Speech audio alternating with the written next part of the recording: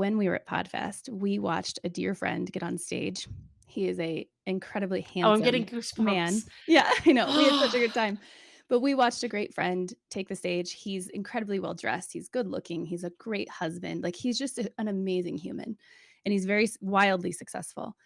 And he gets up and he gives this speech and as you do when you're standing on stage, you tell your story of your successes. Like that was what he was hired to do.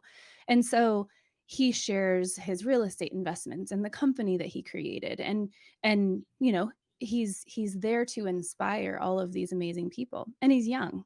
He's really young.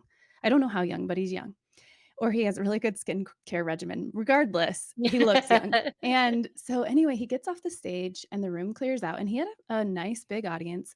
Room clears out and I hear someone say, "Oh, funny how he left daddy's money out of the picture." And this tag, like I feel the heat rising in me because anything I've ever achieved in my entire life, ever, even being a Suns dancer, was attributed to daddy's money, was attributed to being in a family business or a family system where wealth was transferred to me. And it's interesting because that's not the reality. However, I've had that assumption made about me so many times. And it hasn't been until I can fill in the gaps on something that I've been able to say, like, it's almost like you're protecting a tag that has been torn Mhm. out so that you aren't tempted to attach it again. So, the absolute hardest label that I have on me right now to share is sex toy. Mm. And for those in business, they're shaking their heads like, "Whoa, that just got weird," right? Like they were not expecting that, that tag. You're probably expecting something very different. But I was exposed to pornography at the age of 6.